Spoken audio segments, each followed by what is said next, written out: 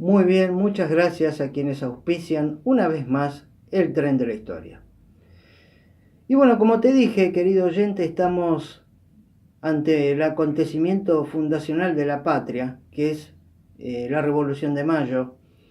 Nosotros hablamos mucho del 25 de mayo, pero yo si te tengo que decir cuál fue el día más importante de la Revolución, fue el día 22 de mayo. ¿Por qué? Porque en el Cabildo Abierto del 22 de mayo se sentaron las bases doctrinarias de la revolución. Es decir, hubo algo revolucionario. Se destituyó a un virrey y se le encargó al Cabildo que nombrara a una primera junta de gobierno. ¿Cómo empezó todo esto? Ustedes saben muy bien que en Europa estaba todo muy convulsionado. Napoleón había tomado preso a Fernando VII y a su padre Carlos IV, y había nombrado a José I Bonaparte o Pepe Botellas, lo nombró como rey de España.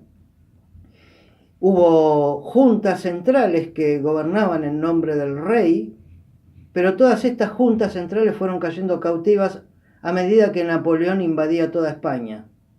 Entonces, mediante una fragata inglesa al Río de la Plata llegan estas noticias, y entonces los patriotas se ven en la disyuntiva de qué hacer.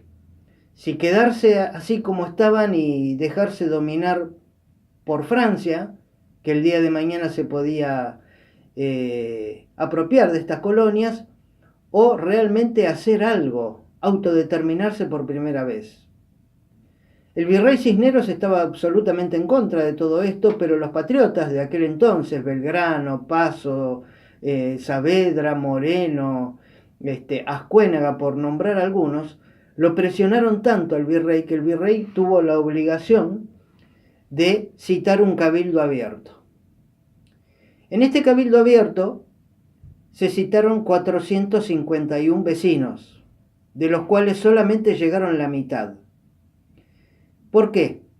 Ustedes habrán escuchado nombrar en la historia argentina a French y Beruti, que lamentablemente la historia argentina los ha hecho quedar como dos carmelitas descalzas que lo único que hacían era repartir cintas. No es así.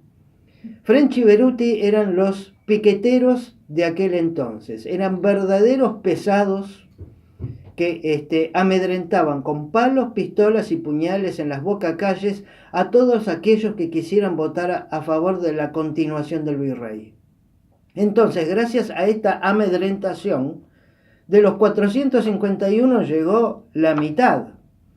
Y además, los patriotas de aquel entonces se encargaron de infiltrar gente en el Cabildo Abierto. Inclusive se imprimieron invitaciones falsas con el lugar del nombre en blanco y lo rellenaban a mano. Entonces hubo muchos infiltrados en el Cabildo Abierto. Se comenta que Manuel Belgrano estaba en los balcones del Cabildo con un pañuelo blanco y tenía la orden de agitar el pañuelo blanco en caso de que la votación fuera adversa a los patriotas. Entonces, cuando Belgrano agitaba el pañuelo, French, Beruti y toda la legión infernal iban a patear las puertas del cabildo, iban a entrar y se iba a armar un despelote bárbaro. Esto es la verdad de la Revolución de Mayo. Hay muchas crónicas de aquel entonces. Un tal Francisco Orduña, que fue asistente al Cabildo Abierto, dice que a todos los que votaban a favor del virrey se les chiflaba, se les mofaba y se les escupía. Esto quiero que sepan. Ustedes vieron el cuadrito ese que está en el Villiquen del Cabildo Abierto del 22 de mayo, que están todos sentaditos, cómodos. Eso es una mentira. Les puedo decir que el Cabildo Abierto fue peor que una gresca en la tribuna de un partido de fútbol en la B Nacional. Esto realmente fue lo que pasó. Gracias a todo esto, la votación dio que había que destituir al virrey y nombrar una junta de gobierno. ¿Pero qué hizo el Cabildo? El Cabildo ejerció lo que se llama gatopardismo, es decir, cambiar para que nada cambie. Entonces nombraron una junta de gobierno con Cisneros como presidente. O sea, a Cisneros el Cabildo le sacaba el título de virrey, pero le ponía el título de presidente de la junta, pero seguía mandando.